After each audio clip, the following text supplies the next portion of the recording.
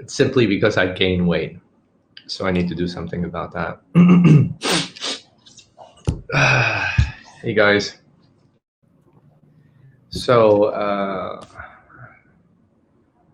I see eyeballs. Hey Paula, how's it going? There's actually people watching. Who else is still in here? I wonder. I see eyeballs. Hey Ella, how's it going? Ooh, people. Hey, Costa V. Have I had my grand opening yet? No, I'm in the meeting room of the co-working space. I came in early. Hey Donna. Hey Christopher. How's it going? What's happening in California? So the co-working space was officially open yesterday. It was a slow day, but it was intentional because I didn't want to overwhelm the staff. Hey Jayavel, yes, I understand that India is still under lockdown. So just to be sure, I'm not an expert, I'm not a journalist, I'm just a regular person living in Thailand. And I don't necessarily enjoy talking about the pandemic. It's just not my forte, right? But you know, it's affecting everyone's life. And today I saw a news, and it's been on the news for a while. So just to catch up with background information, right? Thailand has been in a lockdown mode for foreigners since a year ago. So anyone who was from outside of the country, in fact, right, will have to be in a mandatory quarantine hotel for 14 days in Bangkok before moving around the country. So this has been something that has imposed on any person coming into the country. There's very few that are excluded from that rule. So obviously tourism has been greatly impacted. And if you don't know, Thailand's economy is very dependent on tourism. I think up to 2025, 1/4 of Thailand's economy is somewhat related or directly related to tourism. Hey, Dr. D. So we're talking about hotels, airlines, retail, bars, nightclubs, servicing industry of all sorts, right? And they add up to millions of people working for the industry, and I can only tens of thousands of business owners, large, small, medium-sized business owners. So it's been devastating. As of right now, we have about 1,000 deaths tallied. That's due to COVID.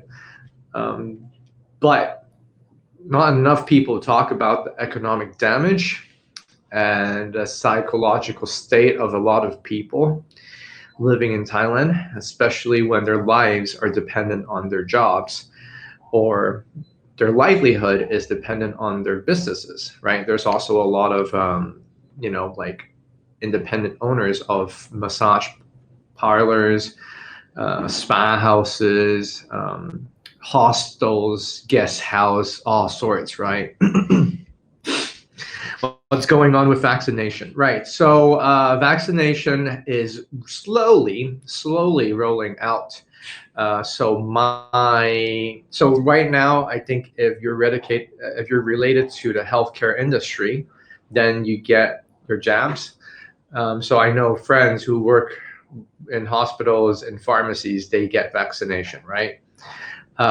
My grandma-in-law is of the high-risk age group, and so she is a regular person that will get her vaccine in July. And a foreigner like me, we don't even get to sign up for any programs yet because the private hospitals cannot purchase vaccines from pharmaceutical companies. Every purchase has to be done through the government. The government says they're distributing the vaccines to public hospitals, and then they're allowing private hospitals to purchase them, but it's just been super slow. The situation is not exclusively for Thailand. So Japan, Taiwan, a lot of Southeast Asian countries are also having the same issue, right? They want vaccines. It's either the pharmaceutical companies are not complying, I don't know, or the government are just very slow in ordering them. So hey Beth, how's it going? So that's the background of what's happening with Thailand's situation. Now the outbreak is causing about a few thousand per day of infections, new cases, and around 30 to 40 deaths per day of the whole country. Right now, I live in Chiang Mai, and it's a second biggest city in Thailand. But because we're quite cautious and everyone is very respectful of the rules, a lot of people are also staying home if they feel unsafe. But new cases in Chiang Mai are actually very low, very low. Yeah. So Jayavel is saying Indians found Ayurvedic working to cure 19 rapidly. Okay, that's good if it works, but I don't know how great is Ayurvedic medicine towards the COVID. It's not that I don't trust it. I think it's more anecdotal than scientific. That's all I'm saying. I need to charge my computer. Hold on a second.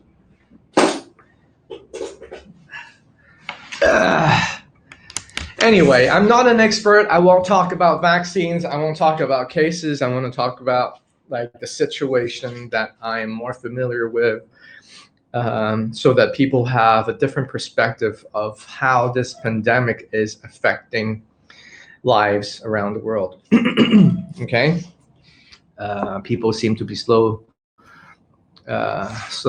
traveling heavily here in U.S. Lots of people out and about in Texas. Okay. Aquaria vaccine rollout has been a lot faster though. Okay, so it depends. It really depends on where you are. But like I said, we're having our third wave. Cases are slowly increasing. The number of deaths are in the 2 digits. But we have been through a lockdown of various degrees depending on which province you are. The main problem is anyone who wants to come into the city has to go through the mandatory 14 days of isolation in a hotel, in a quarantine hotel, right? Before they can move around. So with this policy being enforced, you can only imagine that 90, 95, or I would say even 99% of tourists, when thinking about traveling, is not going to consider Thailand. It's just inconvenience, right? Why would I want to spend my holiday or do a business trip or visit my friends or family if I have to spend, first of all, 1,000 something US dollars, more than 1,500 to 2,000 would be the more accurate amount, to be doing all these procedures and being stuck in a hotel. Number two, waste so much time. And so you would feel like that's a safety policy, but on the other hand, like I mentioned before, the national economy of Thailand is put down to a point that there are cities in Thailand that are just devastated. It has become a ghost town, right? So Phuket, I don't know if you know about the place, but it's very famous for tourism. Obviously, you might seen parts of it from movies like Hangover 2. Not the true description of the place, but it's a party town, right? And so the whole town's business is tourism, right? And if you were to go to Phuket right now, it's depressing, right? Shops are closed. There's nobody on the streets. The beaches are empty. All the stalls, all the night market, all the street vendors, all the restaurant stuff, all the resorts. It's a ghost town. It's a ghost town. Just imagine apocalypse, right? Just imagine zombie apocalypse with a few residents staying there, zero business, and and and and um, and the worst part is government doesn't give much help, right? They give maybe a couple $100 to people to survive. But if my job depends, if my life depends on my salary, working in a hotel, a restaurant, in a massage house, in a shop that sells souvenirs, I'm basically fucked. I'm basically fucked, right? But I'm basically fucked not because of the pandemic, not because of the pandemic, but because of government policy. The pandemic you can't control, right? The virus you can't control. The policies you can manipulate, right? So it's not that the government doesn't know about this, but what they're trying to do now is they're trying to revive this whole tourism industry, right?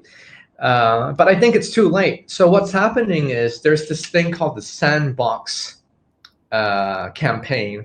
So instead of opening the entire country for the world to come in, they're proposing to open parts of the country and to test out if they were to allow people who are vaccinated to stay put in one city and start tracking on the numbers of cases of COVID, then they can slowly bring back tourism businesses.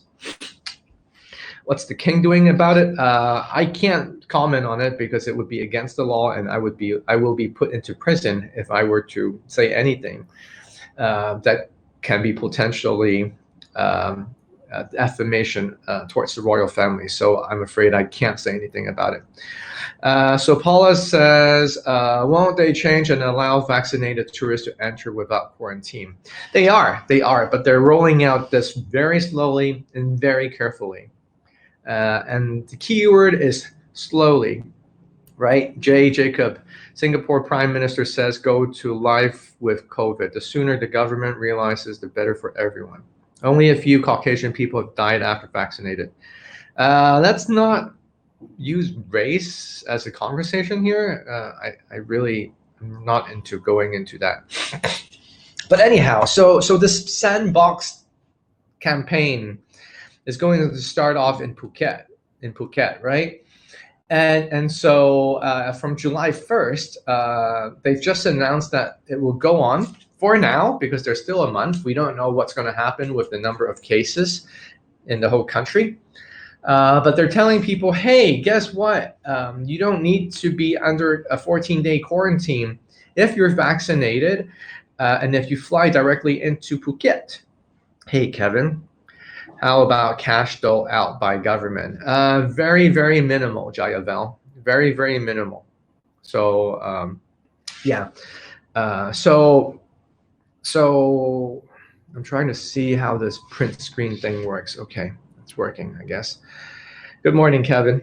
And so the news has been reporting on this policy, but the internet response, I mean, the people from the internet is responding, same as me, to be very skeptical about the whole campaign. Because number one, I would argue it's too late, right? The city is dead. The city was dying, and the city is dead.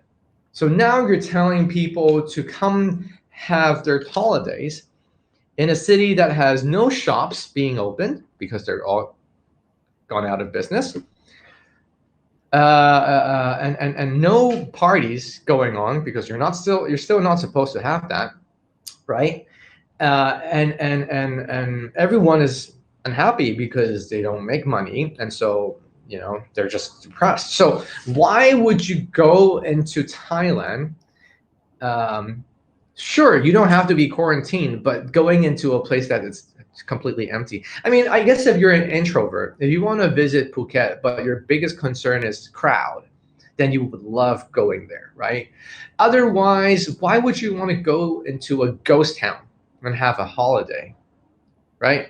And the tourists can't leave Phuket and go elsewhere. They have to stay put for a week. So, Dr. D, if they want to travel to another province, they have to hang around Phuket, which basically has nothing happening, for 7 days, and then they can go travel to another province. So this is the situation. People are saying it's too late. There's nothing there. Why would anyone want to plan a trip for doing this? Plus, if you were to buy a ticket now and say, okay, I'm ready. I really want to support the economy, the tourism industry in Thailand, and I want to go have fun in Phuket. There's no guarantee of the government changing or canceling the sandbox campaign and say, you know what, the cases are increasing again. I think we're just going to hold on to this July 1st reopening date, and we're going to postpone it indefinitely, you know? And so there's so many uncertainties. The place doesn't look appealing. I have a friend who lives in Chiang Mai, and he brought his family of 7 down to Phuket.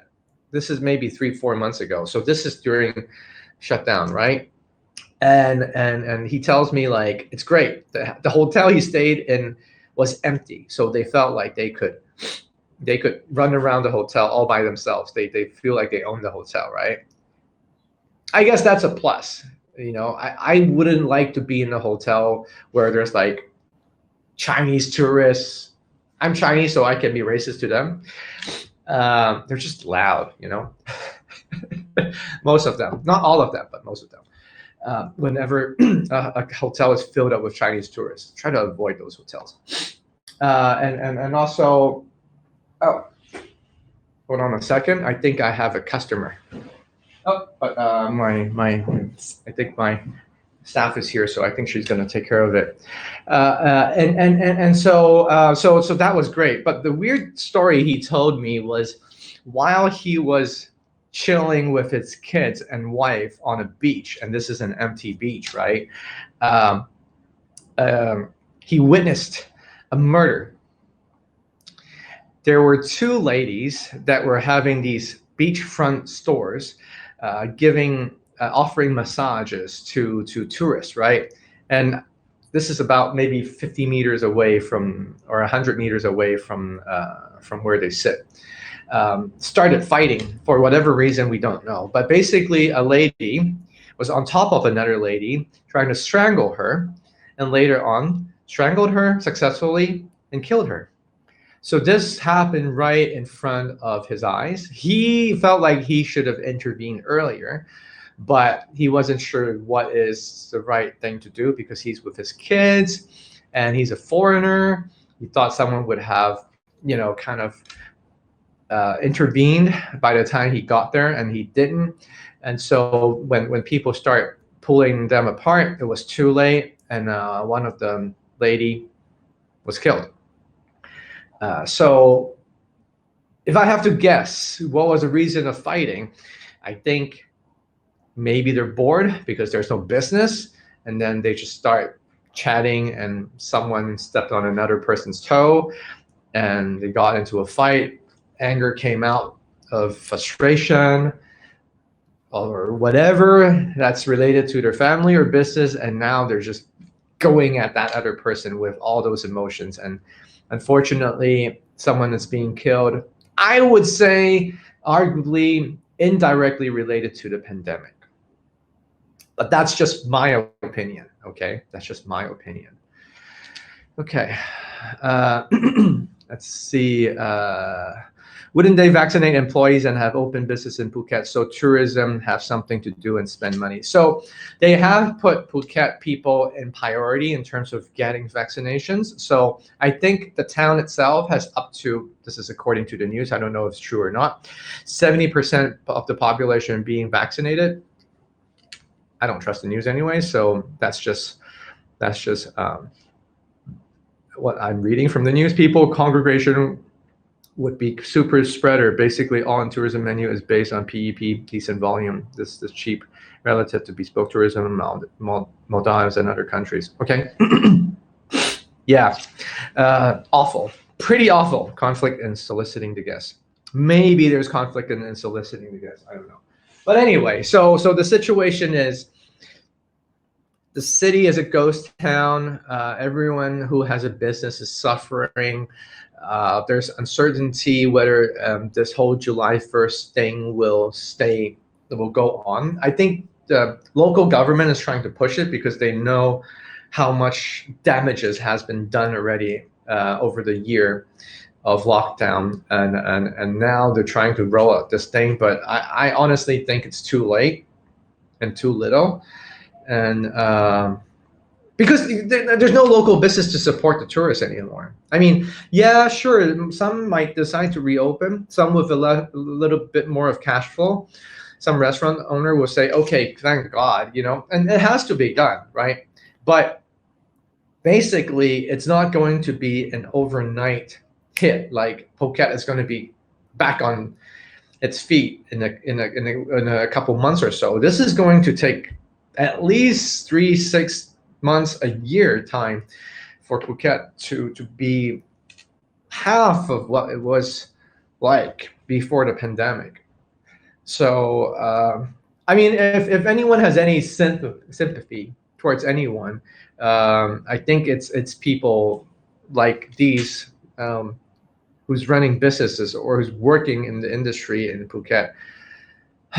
We need to start thinking, is the government policy of let's do this lockdown for the safety of the whole of the citizens of Thailand. Let's do this to lock down so that we are not overwhelming the hospitals.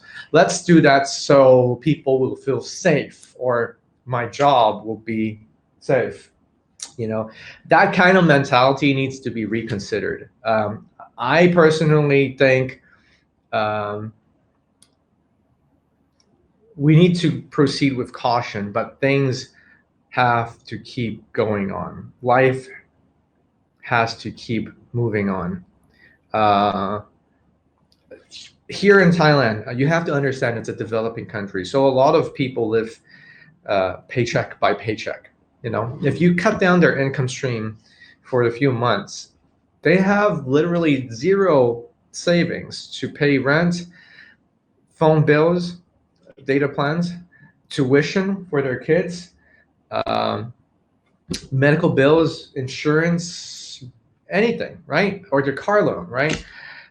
So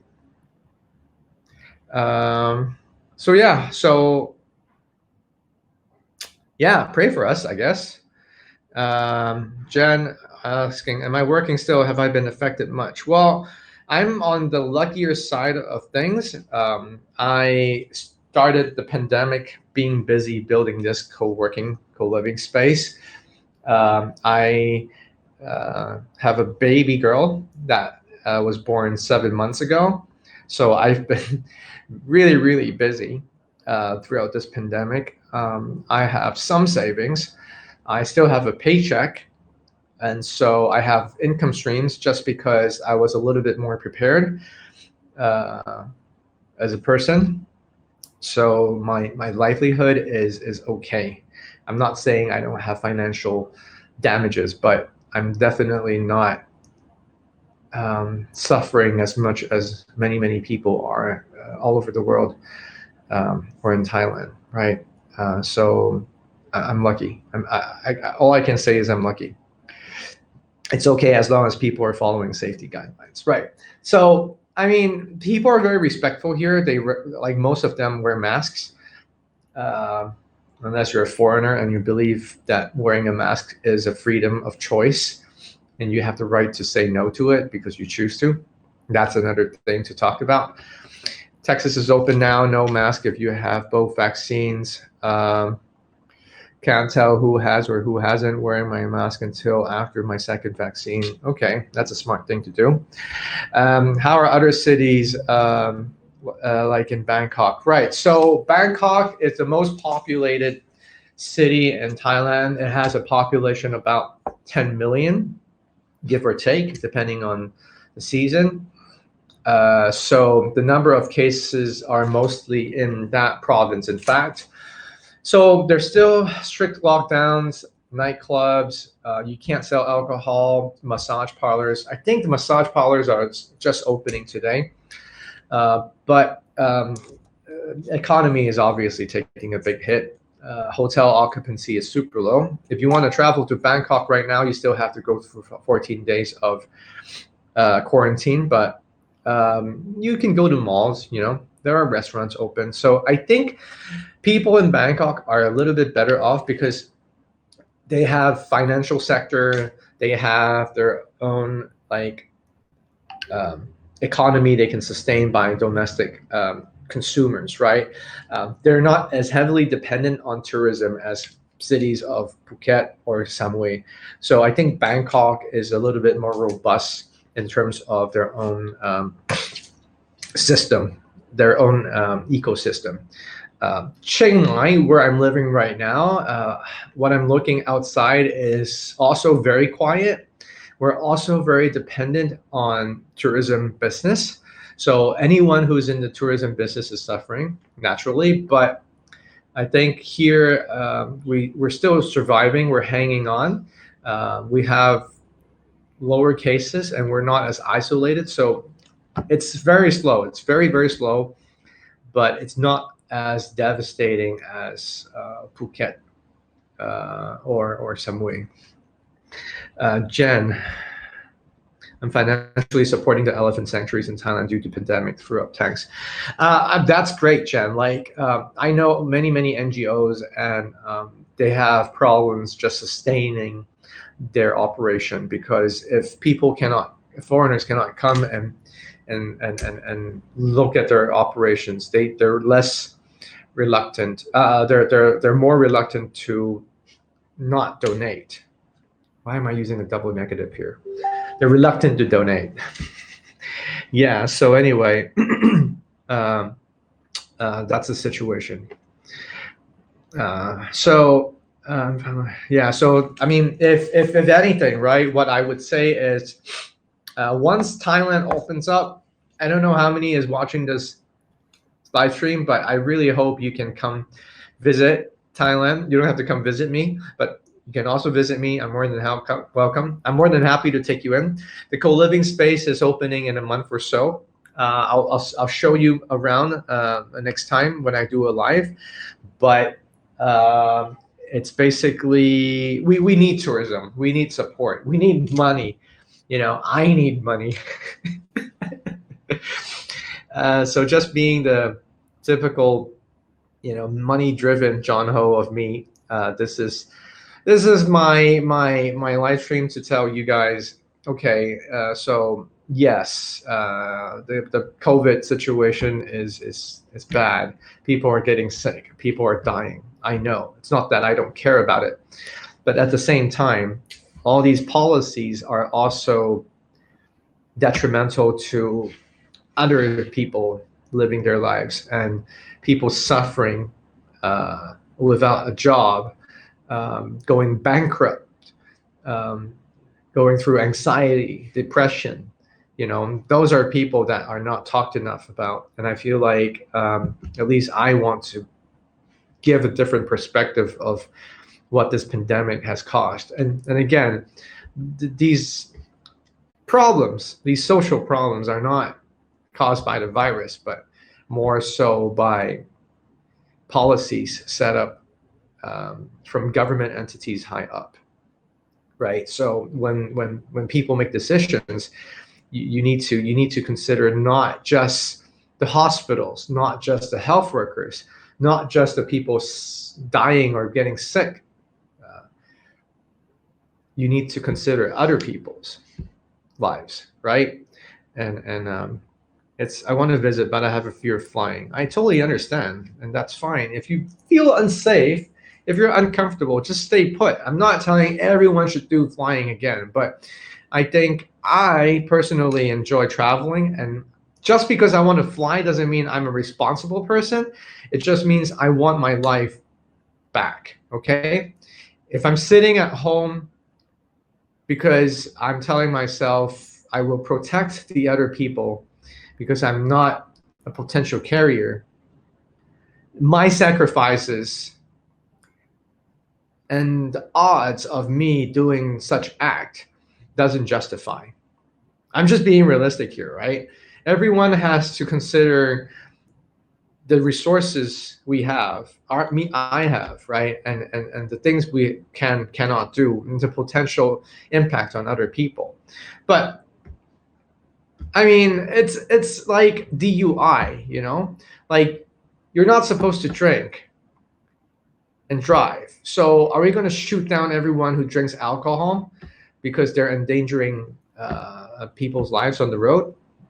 You know, there's so many more things that a person can do to potentially cause harm to other people, directly or indirectly. You can't prevent that from happening, right? So I think if you force someone to be in quarantine, if you're not, and I'm not trying to politicize this at all, right? So don't label me as a right or left or whatever. Okay, I'm trying to have a conversation here, and people can look at just all aspects and decide yourself, like what you need to do with your own life. Okay.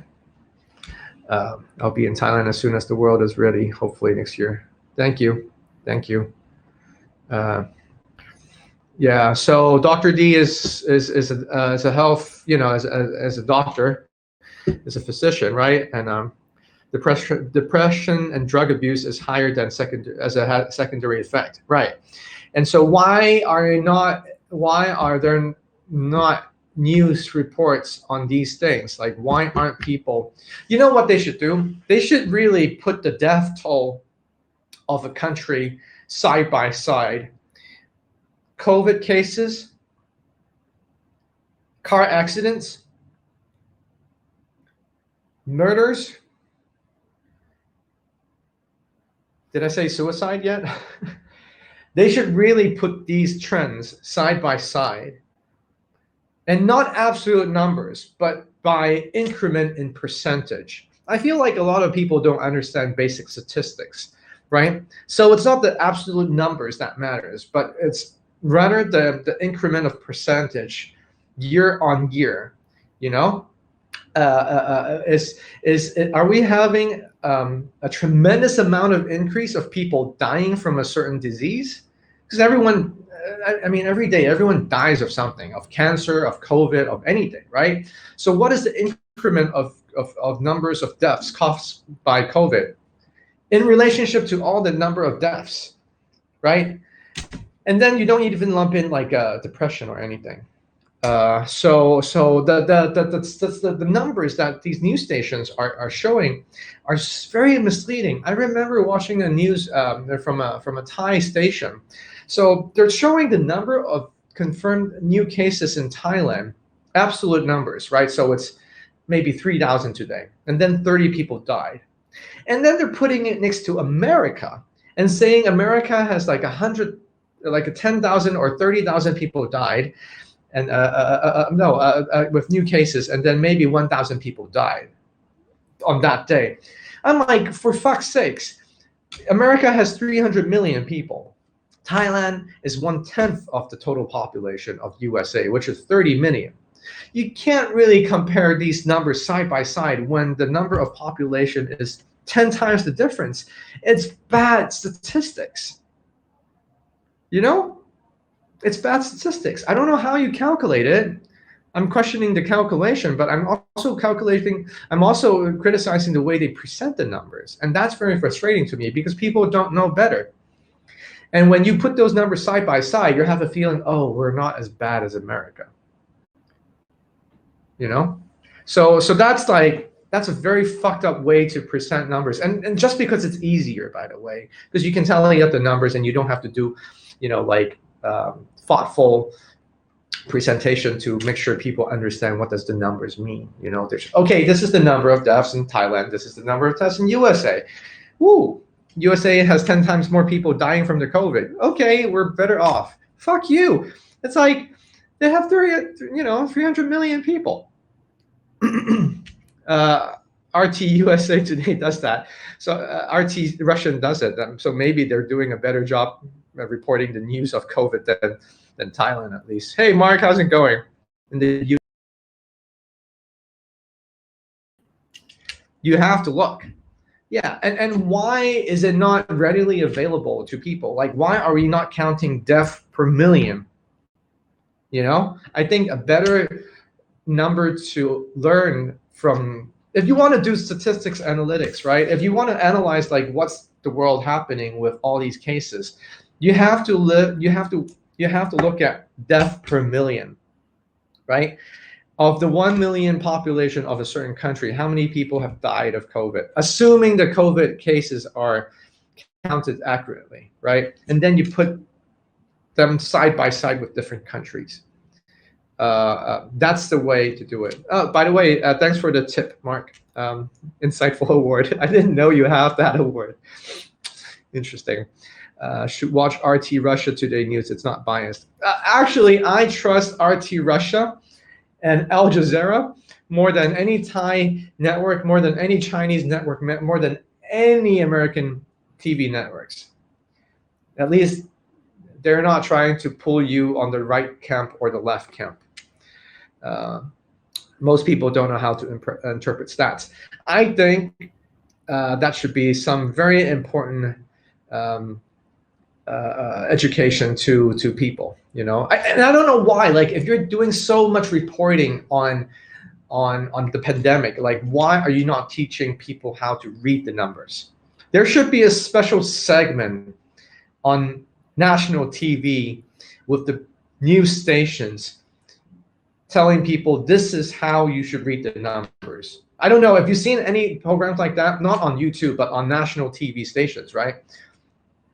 I don't think I've seen anything like that, right? So if you don't know statistics, if you haven't taken a course in statistics, then you don't know.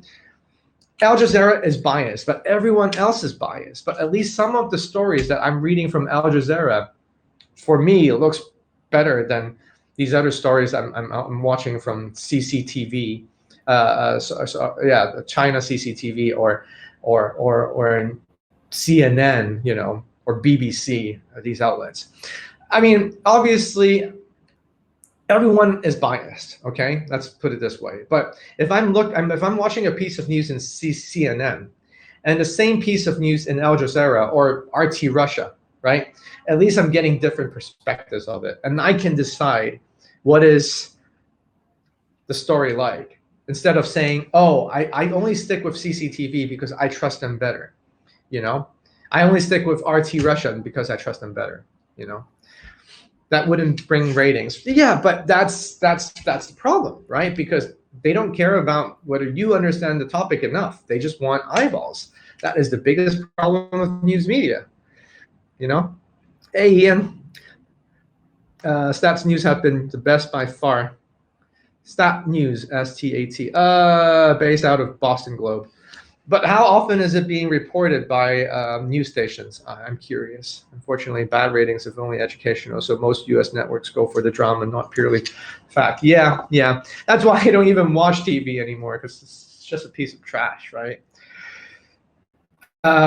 Anyway, so I have to head out to work. Unfortunately, co-working business is starting the second day.